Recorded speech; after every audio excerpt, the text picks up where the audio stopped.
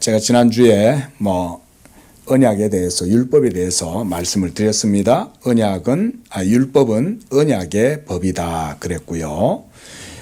제가 굳이 설명을 드리기 위해서 율법을 형식이다, 언약의 형식이다 이런 표현을 썼습니다. 규범 이러면 틀이잖아요. 그 규범 가운데 본질은 뭐라 그랬습니까? 뭐라 그랬어요? 율법의 본질은 믿음이라 그랬죠. 그렇죠? 믿음이 사실은 핵심인 거예요. 출애굽기 강해를 통해서 우리 성도님들이 로마서 강해도 마찬가지지만 이런 걸 우리 성도님들이 교리적으로 성경적인 내용을 이해를 하셔야 됩니다. 그래야 모호하지가 않아요.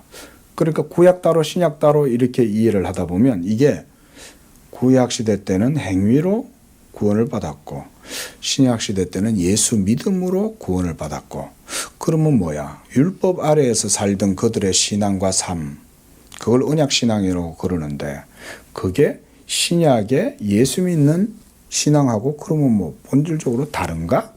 어때요? 이런 생각 들 수 있죠.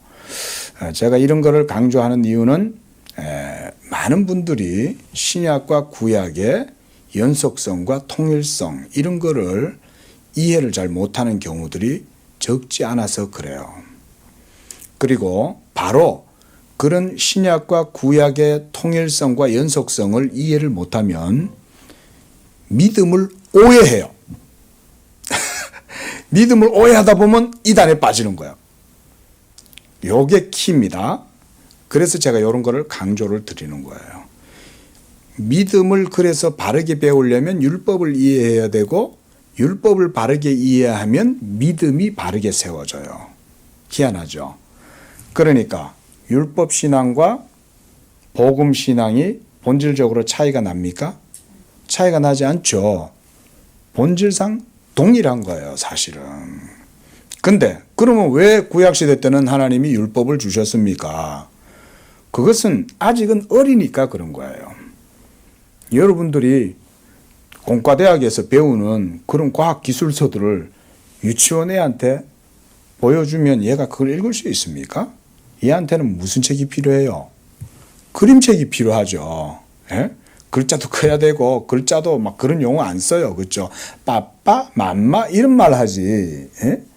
그러니까 옹알이 하듯이 하나님이 지금 이스라엘 백성들한테 그거를 맞추어서 해주시는 거예요. 이것도 우리가 신학의 용어입니다. 맞추어 주심. 우리 한번 따라해 보겠습니다. 시작. 맞추어 주심. 하나님이 이스라엘 백성들의 연약한 상태에 맞추어서 하나님의 생명의 계명을 그들에게 율법의 형태로 제시해 보여주는 거예요.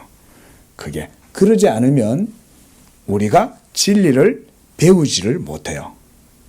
오늘 아침에도 우리가 사도 바울의 3층천을 갔다 온 그런 환상과 계시에 대한 내용에 대해서 봤잖아요. 그렇죠? 그런 환상과 계시에 대한 말로 형용할 수 없는 그런 부유한 신적인 탁월성을 오늘날 갑자기 확 보여줘 보세요. 그럼 이해할 수 있겠어요? 이거 무슨 외계인들 언어냐? 이럴 거 아니에요. 이해를 못한다고요. 제가 오늘 우리 양재교회 성도님들에게 이 부족한 목사가 나름대로 복음을 증거해도 이런 복음의 증거의 내용을 우리 성도님들이 아니라 구약 성도들한테 얘기해 줘 보세요. 구약 성도들은 이해 못합니다. 뭔 말이야. 이해를 못하니까 또 예수님을 십자가에 못 박아 죽이잖아요. 그런 무지한 일들이 일어나는 겁니다. 거기에 맞춰서 해주시는 거예요. 자, 이런 가운데에 바로 하나님이 이스라엘 백성들에게 율법의 계명을 언약의 법으로 수여해 주셨다. 그것이 이제 1계명에서 10계명이고 그런 말씀을 지난주에는 드린 거예요. 자, 오늘은 이제 18절과 20절에 보면 하나님의 임재를 보여줍니다. 하나님의 임재. 그 임재가 어떻게 드러나냐면 우레, 그러니까 천둥과 번개와 나팔 소리가 하나님의 임재에 동반된다는 거예요. 이것은 어떤 문자적 표현이나 상징성을 말하고 있는 게 아닙니다. 잘 들어보십시오. 상징성을 보여주는 게 아니고 하나님의 임재의 실제성이 이런 걸 동반하게 된다는 걸 보여주는 거야. 그러니까 하나님의 임재는 문학적으로나 상징적으로 임하고 있는 겁니까? 그게 아니라는 거죠. 여러분 시골길에 버스가 확 달려요. 예? 비포장 도로 위에. 그럼 어떤 일이 일어나요? 예? 버스가 확 달리고 지나가면 그 다음에 뭐가 일어납니까? 먼지가 확 하고 일어나죠. 말하자면 그런 말인 거예요. 하나님이 임재하시면 그 임재와 더불어서 온갖 모든 자연 만물이 하나님의 신적 임재의 실제성 앞에 커다란 위기가 일어나는 거예요. 그게 땅이 감당하지를 못하는 거예요. 하나님의 임재를. 그러니까 막 지진이 일어나고 그 가운데 막 우레가 치면서 번개가 막 와자자자 그러고 일어나고 그리고 무엇보다 나팔 소리가 들리는 거예요. 나팔 소리는 뭘까요? 그렇죠. 하나님의 임재를 그냥 옆에서 지켜보고 있는 게 아니라 하늘의 천군이 같이 여호와의 임재를 앞에서 딱 이렇게 말하자면 예전 의식을 치르는 거예요. 우리가 치타대 있잖아요. 여러분 그 경복궁 가시면 한 번씩 보죠. 어전 행렬이 딱 이루어지면 앞에서 탁 치면서 이제 하잖아요. 그런 거예요. 천군 천사들이 여호와의 임재를 그저 무미건조하게 이렇게 바라보고 있지 않습니다. 하나님이 일하시는 장면이기 때문에 거기에 하늘의 천사들이 다 동원되는 거예요. 아니 암행오사 출두야 하는데 그 주변에 있는 부하들이 그냥 가만히 있어요? 야단나죠. 하나님의 역사가 그런 거다. 제가 지금 그런 말씀을 설명을 드립니다. 그래서 하나님의 임재의 위엄과 영향력을 인해 가지고 자연 만물, 사물들에게까지 이 신적 능력의 영광이 영향을 미치는 거예요. 신적 권능의 압도적인 영향력이 만물에까지 큰 효과를 드러내기 때문에 천둥과 번개와 나팔 소리가 들리는 것입니다. 이 권능이 신의 산에 임재하실 때에 또 산은 어떻게 되어버렸어요? 산은 불타버리는 거예요. 하나님의 존재가 하늘의 하늘이라도 역대하 2장 6절에 보면 이렇게 말합니다. 주여 주 여호와 하나님은 하늘의 하늘이라도 감당치 못합니다. 그러는 거예요. 하늘의 하늘. 오늘 우리가 삼층천도 봤지만 원래는 하나님은 누구도 감당할 수가 없는 거예요. 그런 분이 지금 뭐냐? 이스라엘 백성들 앞에 자신을 실제적으로 드러내 보여주고 있다. 저는 말씀 준비하다 여기서 은혜를 받았어요. 이야, 우리 같은 비천한 죄인을 만나러 오시는구나, 하나님이. 근데 구약시대니까 만나러 오시긴 하는데 이게 여러 가지 설정이 필요해요. 그냥 못 오시는 거예요. 그냥 오면 어떻게 돼요? 하나님께 충돌하고, 그러면은 하나님의 신적인 권능이 돌파하면 어떻게 되겠어요, 우리가? 남아나지 못하는 거예요. 그러니까 그걸 위해서 하나님이 딱 설정을 미리 다 해주시는 거예요. 자, 그래서 우리가 바로 이런 사건을 보면서 진정한 성경적 의미를 저는 파악하고자 힘써야 한다고 이렇게 말씀을 드리고 싶어요. 하나님의 의미, 그리고 영광스럽고 거룩하고 의로우신 하나님이 죄인들에게 자신을 드러내 보여주셨다는 이 사실 자체를 우리가 주목해야 된다는 거예요. 한번 여러분 깊이 생각해 보세요. 진짜 살아계신 하나님을 만난다. 우리가 신명기에서 5장에서도 다시 한번 보세요. 신명기에서 5장 22절. 22절에 보면 이 모든 말씀을 산 위 불 가운데 구름 가운데 흑암 가운데 큰 음성으로 말씀하셨을 때 23절 산이 불에 타고 캄캄한 가운데 나오는 그 소리를 듣고 또 24절에 백성들의 반응이 어땠어요? 우리 함께 읽어봅시다. 시작. 말하되 우리 하나님 여호와께서 그의 영광과 위엄을 우리에게 보이심에 불 가운데에서 나오는 음성을 우리가 들었고 하나님이 사람과 말씀하시되 그 사람이 생존하는 것을 오늘 우리가 보았나이다. 여러분, 진짜 살아계신 신, 그 존재가 자기의 형상과 그 위엄을 드러내셨다는 거예요. 이거는 상상할 수 없는 일인 거예요, 사실은. 근데 그런 일이 실제로 일어나게 된 거죠. 실제로 일어나게 됐을 때 백성들이 뭐라고 말해요? 우리가 죽지 않고 살았다는 거예요. 당연히 죽어야 될 것 같은데 죽지 않은 거예요, 여러분. 여기를 저는 우리가 주목해야 된다. 하나님이 죽이시려고 임하신 게 아니죠.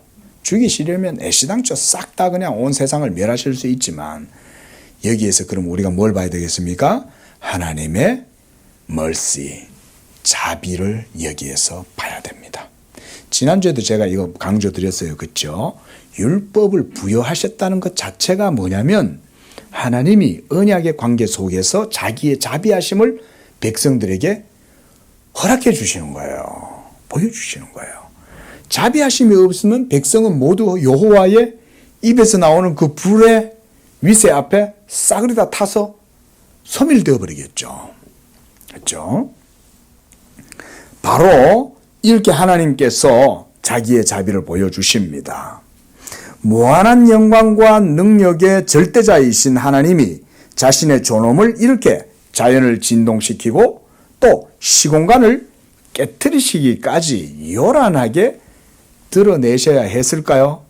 저는 이 질문을 한번 해봤어요. 하나님, 뭐 하시려고 천지 만물의 창조주시오 완전하신 주 하나님이 이 미천한 백성들한테 이렇게 요란하게 번개 꽹과리 울리고 소고치고 나팔 불고 막 이러듯이 왜 요란스럽게 하나님 하십니까? 이런 질문을 한번 해보게 됐습니다. 그렇죠? 하나님이 이러실 필요 없잖아요. 왜 이렇게 하셔요? 하나님이 사랑하셔서 그런 거예요. 자비하셔서. 아빠가 말도 못하는 애가 누워 있어요. 그러면 아빠는 뭐예요? 방울 들고 앞에서 막 춤추죠? 뭐 때문에 그래요? 자기의 자녀를 사랑해서 그러는 거죠. 아빠는 회사 가면 사장이야. 대표야. 예? 그놈한 대표. 밑에 가면 비서도 있고 뭐 직원들이 전부 다 뭐 고개 꾹꾹꾹 썩이는데 이 아빠가 집에 뭐 오면 애기 앞에서는 막 방울 들고 막 이러는 거죠. 예? 저는 이것을 이렇게 설명을 드리고 싶어요. 하나님이 왜 요란 법석을 떠시면서까지 자기의 택한 백성들 가운데 이렇게 하나님이 연출도 하시잖아요. 연출도. 일부러 막 산에 불도 일어나게 하고. 예? 하나님이 산에 불장난 하시고 싶어서 그러시겠어요? 그게 아니죠. 하나님이 어떤 분인가를 보여주는 거죠. 우리가 읽지 않았지만 그 신명기 4장 거기 보면 하나님이 소멸하는 불이라고 그래요. 그 살아계신 존재 그 자체를 배웠고 특히 그분에게서 나오는 음성 흑암 가운데에서 소리가 나왔다는 거예요. 이것도 좀 이따 보겠지만 여러분 흑암 가운데에서 신의 소리를 들어보세요. 얼마나 무섭겠어요. 흑암이 뭐 극장 정도의 흑암이겠어요. 하나님이 임재하시는 그 모든 것은 전부 다 캄캄함이 임하는 거예요. 캄캄함이. 그러면 뭐 어마어마하게 두렵죠. 그 깊은 어둠 속에서 신의 음성이 들린다고 한번 생각해 보십시오. 그 음성이 들리는데 번개와 천둥과 막 소리들이 흘러나오면 무섭죠. 솔직히 그 앞에서 안 무서울 사람 없습니다. 신의 임재를 느끼면 귀신 전설의 고향 보고 귀신 두려워하는 건 저리 가라겠죠. 죽을 것 같은 거예요. 여러분 그 소리 자체가 죽을 것 같은 거예요. 들으면. 그러니까 백성들이 하나님의 그 음성 듣고는 못 듣겠다고 그런 거야. 자, 이런 것들을 모두 감수하시고 하나님이 자신의 영광과 권능을 친히 드러내시는 것입니다. 그리고 시내산 위에서 모세와 만나시고 동시에 이스라엘 백성들 앞에 자신을 드러내시는 이 사건은 하나님의 그래서 극적 연출이다. 저는 그렇게 봐요. 극적 연출이에요. 그러니까 일부러 이렇게 설정을 하셨다는 거죠.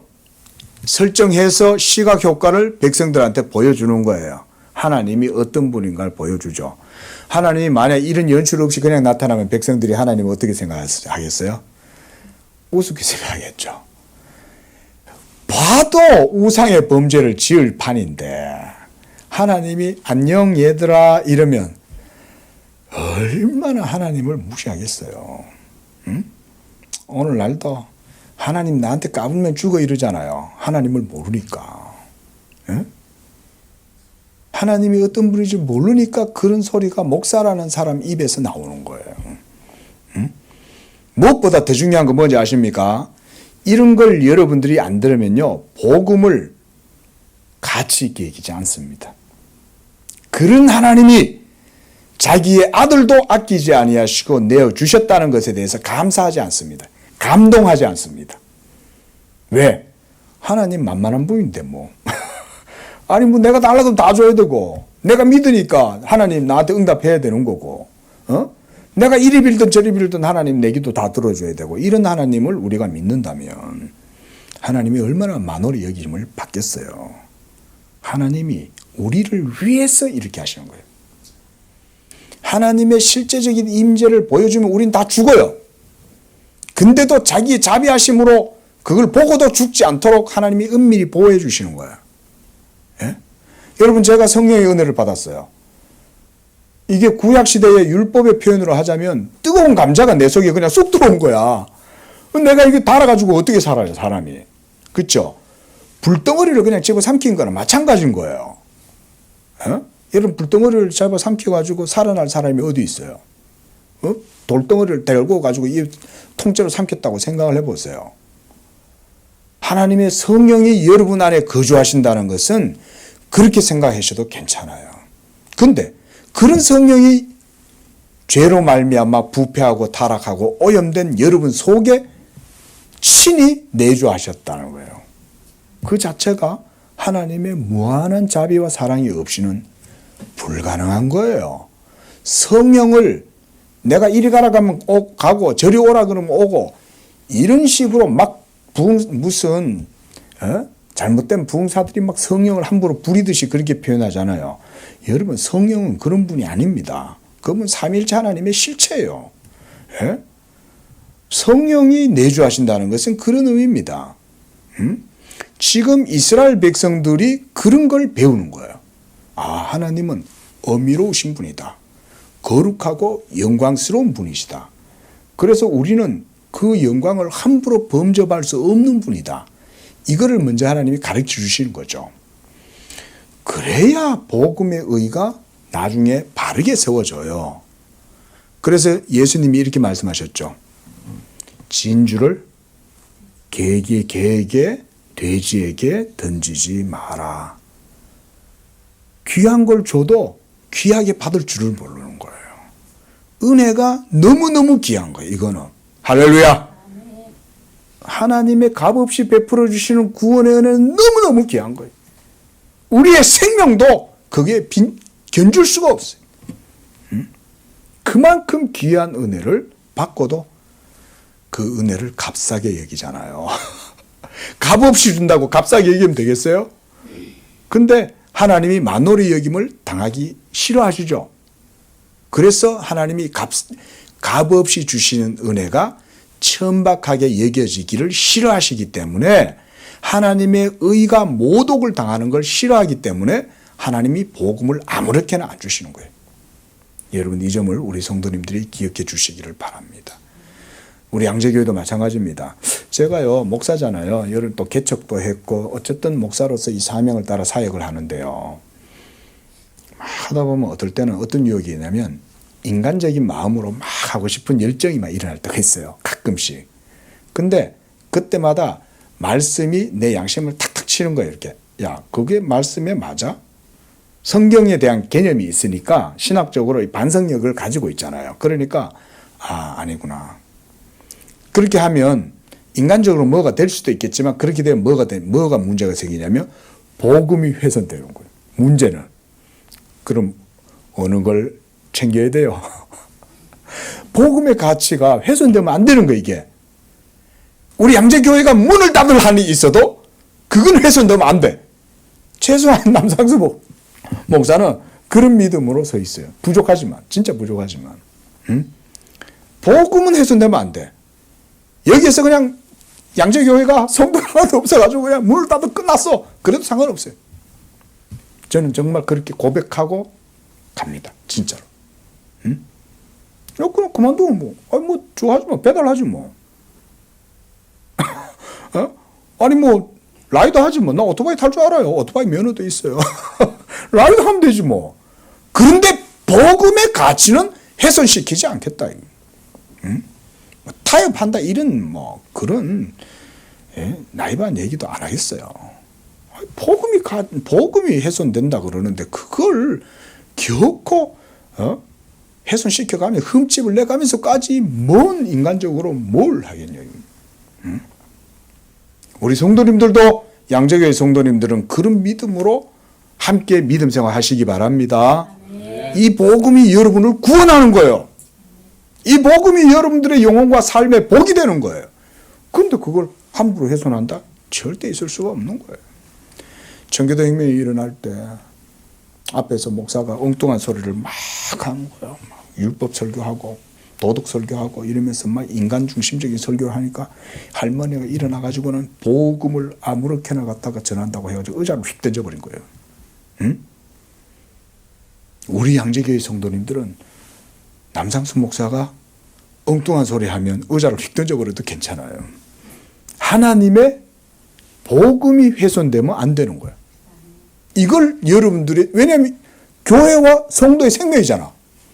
교회의 정신이 살아야지. 믿으시기 바랍니다. 그렇죠? 그러니까 하나님의 영광을 더 중요하게 여긴 거죠. 응? 값싼 은혜가 아니에요. 값 없이 주신 은혜이기 때문에 무한한 거예요. 이거는 값으로 매길 수가 없는 거예요. 값으로. 막 인상 써서 죄송합니다. 안 그래도 어제 좀 코치를 받았어. 처음 설교할 때 큰 소리 좀 내지 말고 좀 저건저건 좀 얘기해 주세요. 지금 노력하고 있습니다. 자, 이렇게 하나님께서 이스라엘 백성들에게 율법과 계명을 주시고 이 율법을 통해서 그들과 언약을 맺으신 거예요. 그리고 하나님과 이스라엘과 맺은 언약의 본질은 율법의 문자 그 자체에 있는 게 아니라 믿음에 있다라는 말씀을 드렸고요. 율법 그 자체도 하나님의 말씀이지만 문자 자체가 본질이 아니라는 점을 기억해야 됩니다.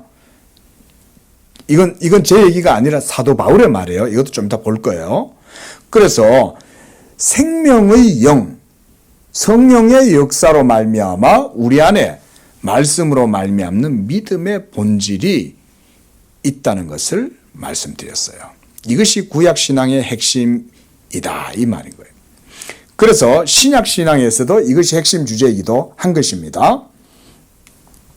아까도 말씀드렸듯이 우리가 한 번 더 얘기를 해보겠습니다. 신구약 언약의 통일성 시작. 신구약 언약의 통일성. 네, 바로 이런 것들이 제가 말씀드리는 중요한 내용이죠.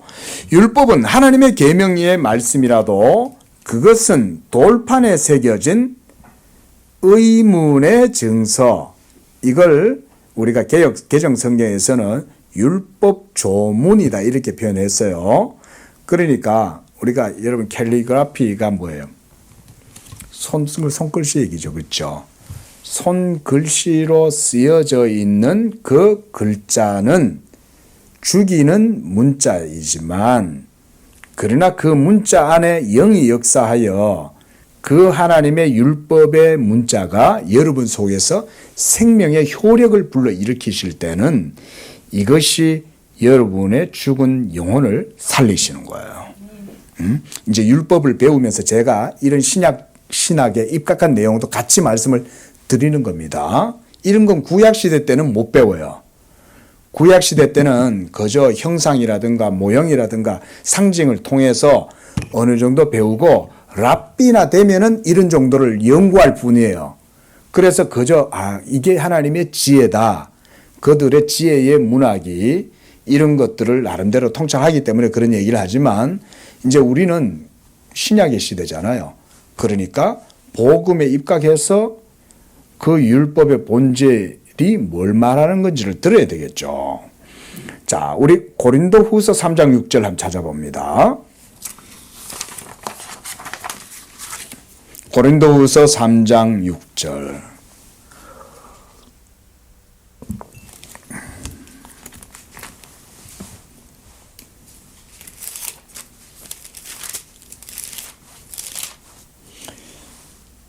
읽습니다. 시작. 그가 또한 우리를 새 언약의 일꾼 되기에 만족하게 하셨으니 무엇으로? 율법 조문으로 하지 아니하고 무엇으로? 오직 영으로 함이니 율법 조문은 죽이는 것이요 영은 살리는 것이다. 이게 율법과 신약 시대 때의 차이인 거예요. 복음과 율법의 차이를 이렇게 보여주는 거예요. 율법이 하나님의 말씀이에요? 아니에요? 하나님의 말씀이죠. 그런데 여기에서 사도 바울은 그 문자로 기록되어진 돌판에 새겨진 손으로 쓴 문자는 사람의 영혼을 살리지 못하고 도리어 죽이는 것이지만 영의 역사는 사람을 살린다. 그렇게 말해요. 자, 그 다음 로마서 7장 6절 찾아보시기 바랍니다. 로마서 7장 6절.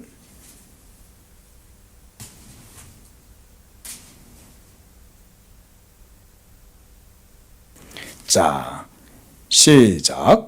이제는 우리가 얽매였던 것에 대하여 죽었으므로 율법에서 벗어났으니 이러므로 우리가 영의 새로운 것으로 섬길 것이요 율법 조문에 묵은 것으로 아니할지니라. 율법 조문에 묵은 것, 이거 뭡니까? 구약 시대의 율법을 말하는 거죠. 율법 조문이에요. 예? 문자. 이런 문자들로 인해서 하나님을 섬길 때 우리가 여러분 뭔가를 행할 때 규칙을 지키는 건 중요하잖아요. 근데 우리나라는 이제 성문법이지 않습니까? 그 법을 지켰다고 해놓고 뒤로는 꼼수 부리죠. 근데 아무리 판사가 들여다봐도 성문법을 문자적으로는 지킨 거예요, 이 사람이. 그렇죠? 그럴 수 있죠. 그런데 그 문자를 교묘하게 이용해가지고 싹 벗어나는 이런 지능범들도 있는 거죠. 하나님 앞에서 우리의 신앙도 그런 형태가 될 수 있습니다. 문자적으로는 기록되어져 있어서 그걸 안 어긴 거야. 그래서 부자 청년이 예수님한테 와가지고 그러잖아요. 제가 어찌하여야 영생을 얻으리까? 네 율법 다 지키면 돼. 내가 다 지켰는데요? 근데 뭐 질문을 영생을 얻겠냐니까 그래. 다 지켰으면 본인이 영생에 대한 확신을 가져야 되는데 영생 확신이 없는 거죠. 다 지켜놓고도. 그러니까 예수님이 그렇게 지키는 게 그게 본질이 아니라는 거를 보여줄 때 그게 뭐예요? 네 모든 재산을 다 팔아서 가난한 자들에게 나눠줘라. 그렇게 딱 찔러주신 거죠. 그러니까 이 사람이 턱 걸린 거죠, 거기에. 그게 왜 걸렸어요? 하나님을 진짜 사랑한 게 아니라 문자적으로 지킨 것에 불과하기 때문에 그런 거예요. 문자 이상으로 자유롭지 못한 거예요. 이게 핵심인 거예요. 문자 이상으로 영적 자유함 가운데 성령을 쫓아서 하나님의 자유함으로 행하는 사람은 믿음으로 의심하지 아니하고 자유롭게 행할 수 있어요. 그래서 내가 하나님 앞에서 무슨 음식이라도 자유롭게 먹을 수가 있는 거예요. 근데 의심하고 먹는 자는 왜 의심하고 먹을까요? 내적으로 자유함이 없기 때문에 그런 거죠. 성령으로 말미암는 내적 자유가 있으면 제사 음식이 널려 있어도 그거 배고프면 그냥 먹는 거지 뭘. 제사 음식이든 뭐든 내가 양심이 자유롭다면 그거 먹을 수 있어요. 제사 음식이 널려 있어도. 그럼 뭐 무슨 제우스 신에게 바친 소가 있을 거 아닙니까?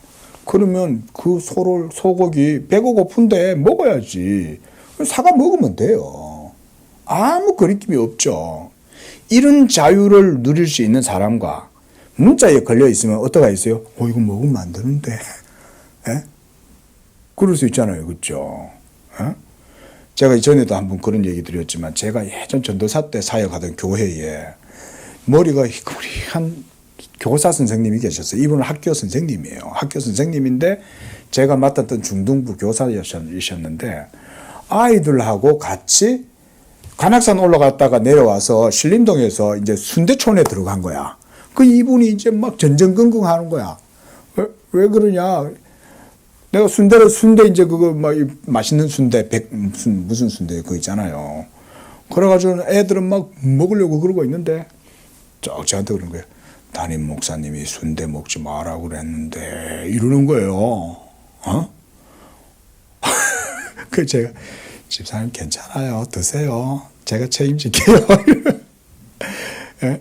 그래서 왜 순대를 못 먹게 했는 줄 아세요?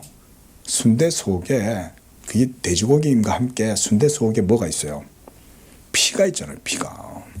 피째 먹지 마라 그랬다는 문자에 걸려서 그 양심이 거기 걸린 거예요.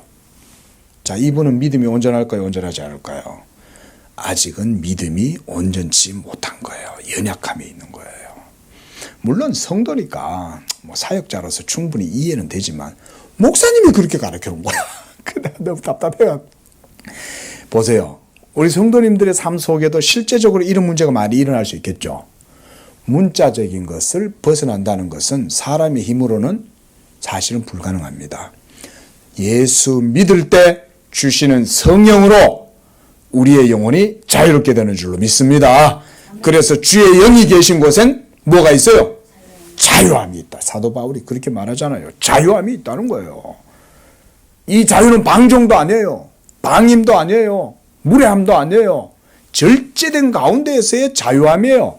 그렇기 때문에 제사 음식을 먹을 수도 있는 자유와 힘이 내게 있지만 그 신앙 양심이 조금 더 거리낌이 없어요.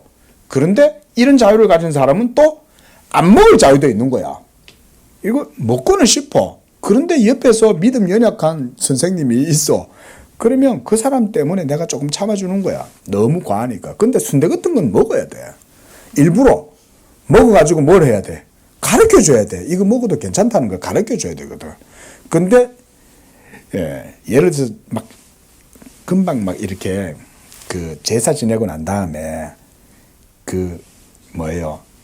피째 먹는 거라든가 아니면 그거는 이방의 제2 방식입니다. 피째 먹는 거는 이방인들이 그렇게 아주 야수처럼 그런 식으로 제사를 지내면서 그 먹으니까 그거는 그래서 야고보 사도도 피째 먹지 마라 그러는 거예요.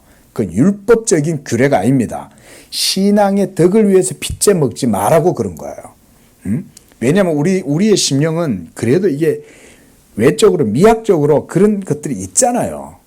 그러니까 덕이 안 되니까 피째 먹지 마라 그랬지 율법에서 먹지 마라 그래서 피째 먹는 게 안 먹는 게 아닙니다. 그것도 여러분들이 그렇게 아셔야 되고요.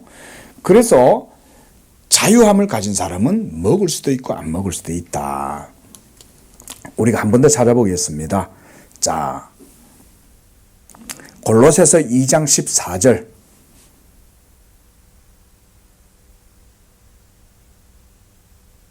골로새서 2장 14절. 자,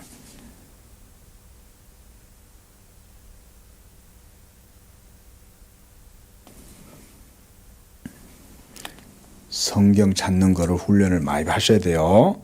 자, 시작. 우리를 거스르고 불리하게 하는 법조문으로 쓴 증서를 지우시고 제하여 버리사 어떻게 하셨어요? 십자가에 못 박으신 거예요. 예수님이 이것 때문에 이 세상에 오신 거예요. 예? 우리를 불리하게 하고 거스르는 것, 그거 법조문으로 쓰여져 있는 율법 증서, 한마디로 구약시대 때 주신 율법 계명을 얘기합니다. 그 율법 증서를 지우고 제하여 버리신 다음 십자가에 못 박으신 거예요. 누가 못 박혔어요? 십자가에? 예수님이 못 박혔는데 사도 바울은 뭐라고 표현해요? 율법 증서가 십자가에 못 박혔다고 표현한 거예요. 이거 중요한 내용입니다. 여러분, 예수님이 십자가에 못 박히셨다는 의미를 신학적으로 설명해 주는 거예요. 예수님이 십자가에 못 박혔는데 왜 율법 증서가 십자가에 못 박혔다고 말할까요? 십자가에 못 박히신 예수님이 율법의 모든 의의 마침이 되시기 위함이기 때문에 그런 거예요. 율법에 하나님이 율법을 통해서 우리에게 요구하는 바 완전한 의가 예수의 죽으심을 통해서 모두 다 만족이 되는 거예요. 거기서 예수의 죽으심이 만족을 시키는 거예요. 그래서 그의 죽으심으로 말미암아 십자가에 못 박고 그래서 지워지고 제하여 버리신 거예요. 여러분들을 정죄하고 공격하고 참소하는 그 율법의 모든 정죄하는 것들이 싹 다 제거돼요. 그러니까 자, 본문에 다시 돌아가서 이스라엘 백성들에게 하나님의 존재는 아주 생소할 뿐만 아니라 그분이 다가오실 때 일어나는 번개 천둥 그리고 천하를 진동하는 소리들을 인해서 그들이 하나님께 가까이 갈 수 없는 분이었던 거예요. 그때 당시에는. 그래서 18절에서 이 모든 광경을 볼 때 그들이 가까이 간 것이 아니라 18절에 뭐라고 돼 있어요?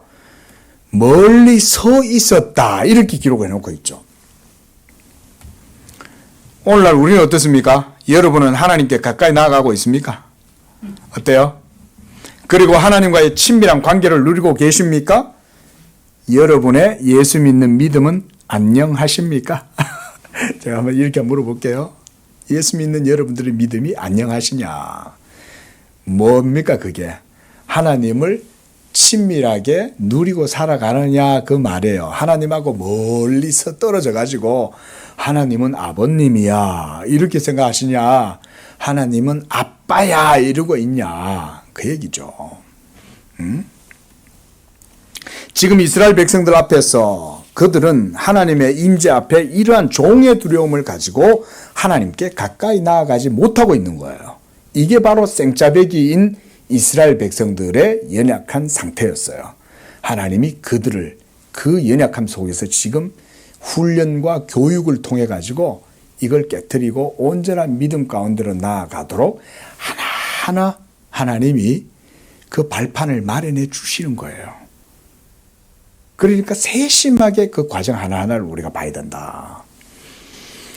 그래서 19절에 백성들은 중개자인 모세에게 말한 거죠. 신명기에서 우리가 5장 24절에서도 봤습니다. 당신이 우리에게 말씀해 주십시오. 그러면 우리가 당신의 말을 듣도록 하겠습니다.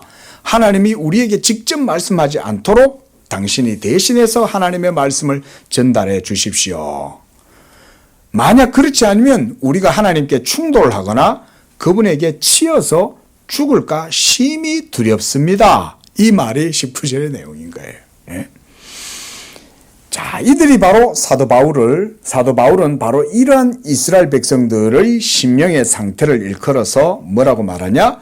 율법 아래 있는 자들의 심정이다 라고 말했어요. 율법 아래에 있는 자들. 그래서 고린도전서 9장 20절에 보면 사도 바울이 이렇게 말합니다. 율법 아래 있는 자들에게는 내가 율법 아래 있지 아니하나 율법 아래에 있는 자 같이 된 것은 율법 아래에 있는 자들을 얻고자 함이다 그랬어요. 무슨 말이냐면 사도 바울은 이미 복음의 자유함 가운데 있잖아요. 그런데 여전히 아직도 율법 아래에서의 신앙 두려움을 벗어나지 못하고 자유함을 얻지 못하는 그들을 이끌어내기 위해서 자기가 일부러 그들과 같은 모습으로 들어가는 거예요. 이거는 이렇게 할 수 있는 사람은 어떤 사람? 자유로운 사람이에요. 자유로우니까 이제 들어가는 거예요. 자유로우니까 이렇게 할 수도 있고 이렇게 안 할 수도 있지만 그들의 영혼을 얻기 위해서는 들어가 주는 거예요. 이게 바로 자유인 것입니다. 또한 갈라디아서 5장 18절에서는 이렇게 말씀합니다. 너희가 만일 성령의 인도하시는 바가 되면 율법 아래 있지 아니하리라 그랬어요. 성령 아래 있으면 율법 아래 있지 않다. 하지만 지금 이스라엘 백성들은 율법에 대한 두려움을 이제부터 배우고 있는 거예요. 아직 율법이 이제 주어졌잖아요. 그러니까 그 율법에 대한 두려움을 지금 배우고 있는 거죠. 지금 단계는. 자, 20절에 하나님의 임하심은 너희를 시험하고 너희로 경외하여 범죄하지 않게 하려 하심이다. 모세가 두려워하는 백성들을 이렇게 위로해 줍니다. 참 이게 지도자는 그러니까 지도자인 거예요. 위로해 줄 수 있는 입장에 있는 거예요. 하나님과 사람 사이에서 중개자 역할을 하는 모세는 하나님의 뜻을 알아요. 제가 오늘 설교 초두에 말씀드렸죠. 이런 하나님이 왜 이렇게 요란스럽게 자신의 임재를 드러내 보여주시냐. 그거는 이스라엘 백성들을 지멸하시려고 하시는 게 아니죠. 지멸하시는 분이 뭐 그렇게 수고롭게 번거롭게 그래요. 그냥 쑥 하면 다 없어지는 걸. 근데 하나님이 애기 다루듯이 하나하나 세심하게 다 해주는 거예요. 애기 다루듯이. 할렐루야. 저는 이런 걸 우리 성도님들이 이런 강의하면서 좀 느끼셨으면 좋겠어요. 저만 느끼지 말고 야, 하나님은 정말 세심하구나. 여러분들의 예수 믿음도 하나님이 이렇게 세심하게 하시는 거예요. 여러분들에게 뭔가 약간 고난의 약을 주실 때도 하나님은 그거 양을 정확하게 재서 주십니다. 믿으시기 바랍니다. 정확하게 재서 줍니다. 그거보다 더 넘치면 감당을 못해. 그래서 상처받을게. 마음이 상하면 하나님도 마음 그거 싫어합니다, 여러분. 여러분 그거 느끼세요? 하나님과 교통 가운데? 여러분, 하나님은 자기의 자녀가 너무 하나님이 책망하거나 고난을 주셔가지고 마음이 상해가지고 쓸데없이 더 이상으로 괴로워하는 것은 하나님도 원하지 않았어요.